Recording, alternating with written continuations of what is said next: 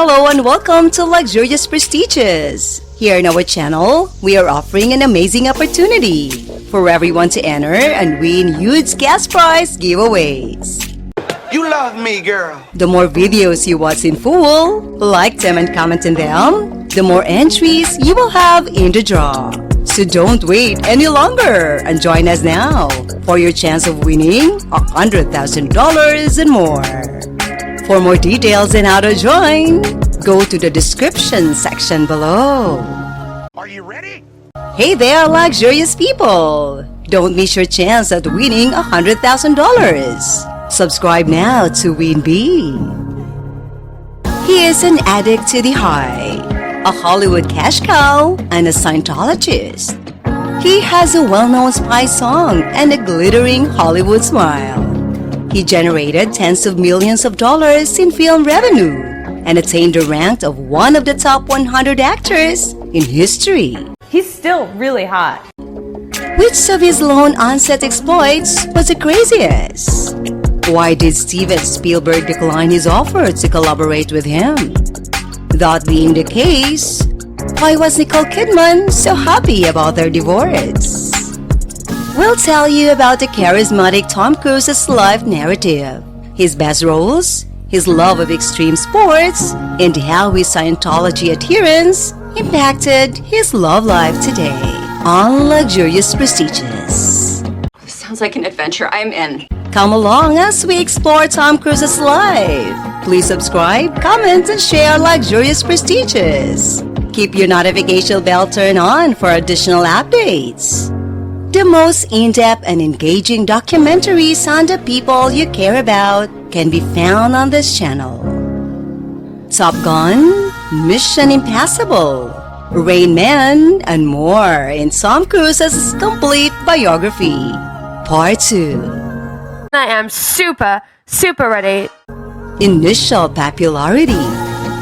Tom, then a rising star, starred in the Ridley Scott movie Legend in 1985. It was a grand journey that fit into the dark fantasy subgenre. He took on the character of Jack O. the Green, a forest spirit. It's interesting to note that in later movies, some would go by the name Jack. The name was simple to remember, according to the performer. I don't remember any of it. Despite not being well liked by the public, the movie received nominations for various prizes, including the Oscar, a number of BAFTA Award nominations, and the Saturn Award from the Academy of Science Fiction, Fantasy, and Horror Films. As a result, Cruise was already a superstar by the time Top Gun was released the following year. You gotta bring it. Period.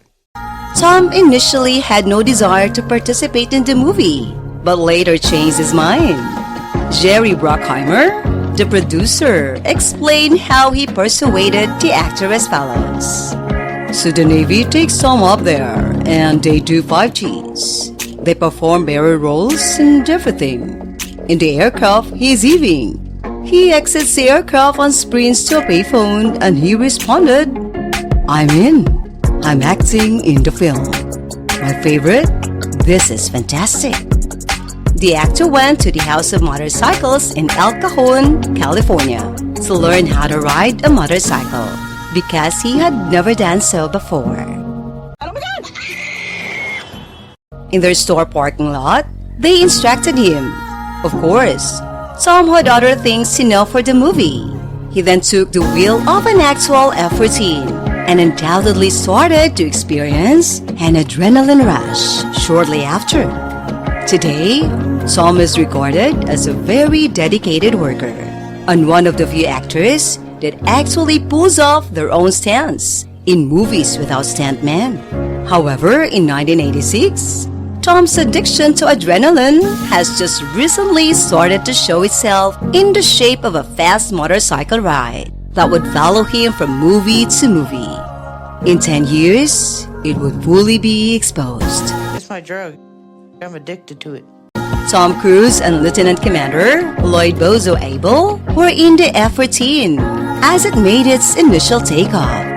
Cruise's body began to feel the effects of Bozo's actions after a while and had to take his sick bag. However, at that point, Bozo started to ascend, which caused Cruz's head to hit the cabin floor.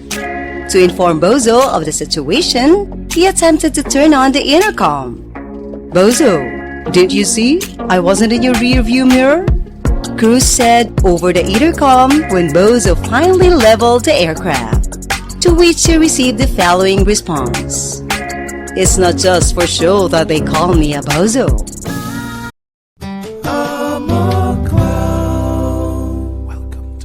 When photographing Kelly McGillis, Tom had to wear shoes with thick soles. Tom Cruise is 1.70 meters or 5 feet 7 inches tall, while McGillis is 1.78 meters or 5 feet 10 inches tall. It was useful for one episode, at the very least. Following the motor chase, Charlie told Maverick in a particular scene that she was becoming in love with him, and he didn't want anyone to know. According to the screenplay, Maverick had an opening statement he intended to make. Tom, on the other hand, forgot the expression and improvised by kissing Kelly McGillis. Damn! Tony Scott, the director, decided against reshooting anything because he liked it so much. The movie ended up being very successful. With a $15 million budget, it made $357 million at the box office.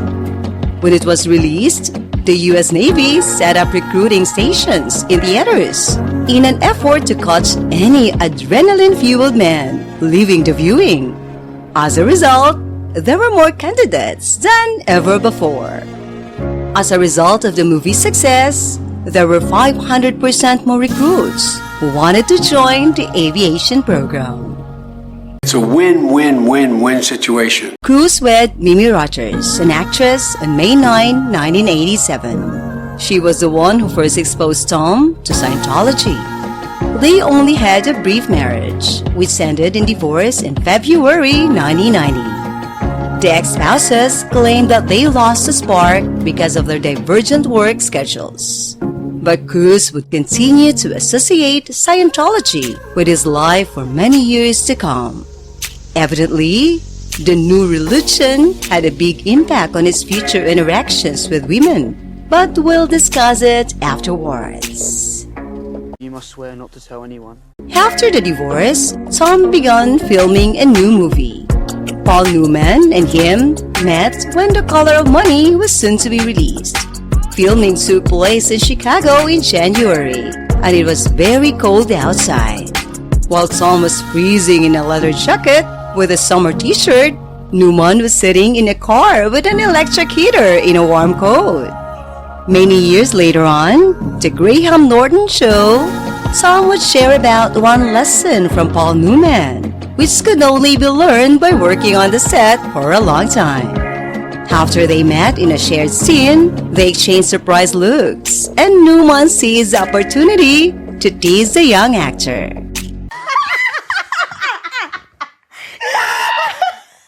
In 1988, Cruise starred in the film Cocktail, which was nominated for the 9th Golden Raspberry Awards, received 4 nominations at once, while the actor received a Razzie nomination for Worst Actor. Tom did, however, star alongside Dustin Hoffman in the much more popular Rain Man that same year. Hoffman did not believe in the film's potential or his performance to the extent that he wanted to leave the project 3 weeks after it began. Cruise joked that the movie was 2 jerks in a car, telling director Barry Levinson, "Invite Richard Dreyfuss, invite Salman Barry, because this is the worst job in my life." Oh, if Hoffman knew that he would win the Academy Award for Best Actor for his work. Hoffman and Cruise practiced their scenes together throughout the filming, occasionally switching roles. We don't give up and we will not give up. Sir Michael Caine once said in an interview that all of the roles he had ever seen in a movie, Tom Cruise in Rain Man was one of his favorites. He was really sincere when he added, Tom's performance was perfectly played. Tom Cruise had to be very responsible and disciplined so that the audience could relate to his character. The movie barely made $6 million on its opening weekend, which was less than projected. However, it generated enthusiasm in the weeks that followed and tapped the box office. The outcome was that the film earned overwhelmingly positive reviews and finally gained cult status. Woo! Tom Cruise received the Kansas City Film Critics Circle Award for Best Supporting Actor, and the movie won an Academy Award. Cruise starred in Born on the 4th of July in 1989, playing the part of a genuine historical figure named Ron Coppage, a paraplegic Vietnam War soldier. As a result of the movie, he received the Chicago Film Critics Association Award, the Golden Globe Award for Best Actor, the People's Choice Award, a nomination for the BAFTA Award, and Tom's first nomination for the Best Actor Academy Award. Hey, yo! Yo, whoa! Tom Cruise gained prominence in Hollywood year after year. The actor's next movie was Days of Thunder, a romantic sports adventure drama directed by Tony Scott, which set Tom up with a young actress named Nicole Kidman. The actor approved the actress's candidacy as his character's love interest after watching her in Dead Calm, under recommendation of the director. For instance, in 1990, the magazine People named the actor the sexiest man alive. When Rick Hendrick invited Tom and Paul Newman to test drive one of his race cars, the concept for Days of Thunder was born. The movie's production got underway without a completed script. For the first time, Tom contributed to the script of a movie. That's amazing. Many times, scenes were created on the very day of filming. Tom Cruise actually had to read his lines from the tips connected to the glass during one of the driving scenes, which resulted in a minor collision. The actor was given a special earpiece to use for the future driving scenes so they could leave suggestions. Tom has always had a passion for vehicles and racing, and as a child, he frequently watched racing competitions on television. They only discussed cars while working on The Color of Money with Paul Newman. Paul was once informed by Tom that he would want to give that field a try himself. Paul Newman used the automobile for a bit after Cruise arrived at the quarter-mile circuit since he knew a lot of riders. Tom also accomplished driving a Nissan GT3 vehicle. Nice car. David Letterman, the show's host, observed that it was a more altered model of the vehicle Tom could have purchased on his own. Tom was unable to reach the model's top speed of 150 miles per hour, but he was successful in reaching 145 to 146 miles per hour at the Pocono Championships in the summer of 1988. He recalled his first race saying, "I was terrified. I believe I was going to die. He's incredibly accelerating, but you go into the corners and you think, yeah, you just, play chess quickly." You so crazy. The majority of Tom Cruise's stunts in Days of Thunder were executed by NASCAR driver Greg Sacks. Even then, Tom had a passion for extreme sports and yearned to drive stunts himself, but he was prohibited due to insurance concerns.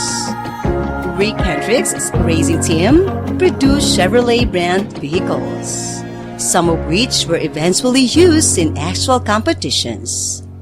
35 cars were smashed while the movie was being filmed. Regarding the characters, phony speech, and spectacular effects, the movie came out as a little unrealistic. Reviews were conflicting. It was nevertheless Quentin Tarantino's preferred high-budget racing movie. The director thought that the film shouldn't be taken seriously, and that it was actually pretty humorous. On the set, there was a spark between Cruz and Kidman that eventually led to their happy marriage. On Christmas Eve of the same year, they were wed.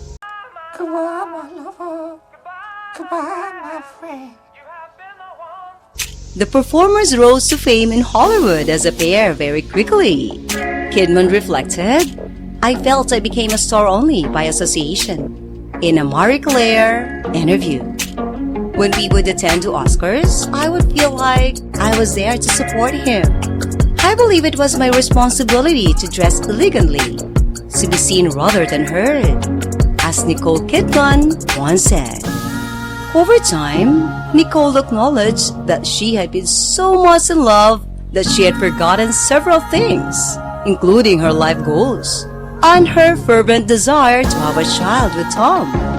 Kidman was pregnant just over a year after the wedding. She unfortunately lost her first child because the pregnancy turned out to be ectopic. That stressful and distressing event led the couple to choose adoption. I'm giving this 2 thumbs up.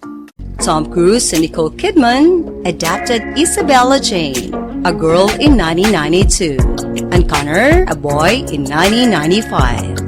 The children were adopted through the church in accordance with the actors' religious tenets.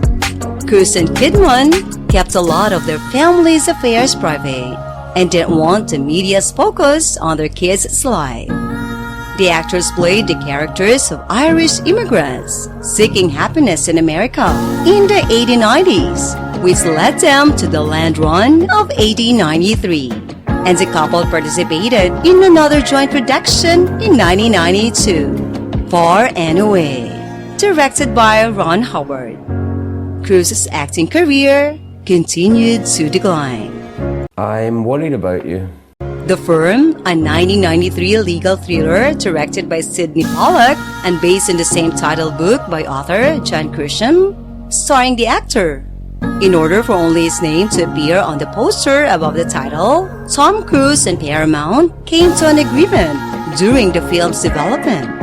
Gene Hackman wanted his name to be on top, even though he didn't start shooting until months later. However, when his request to have his name completely erased from the banner was rejected, he made the demand. Despite having a $42 million budget, the movie made $270 million in revenue. So much money. Here is part 2 of our 5-part series on Hollywood's most significant actor, Tom Cruise. We genuinely hope that you enjoyed and were at least somewhat moved by his story. Watch for more of this amazing man's tale to come. Don't forget to subscribe to Luxurious Prestigious if you want to be eligible to win huge cash rewards. I appreciate you watching, and I'll speak with you in the next one.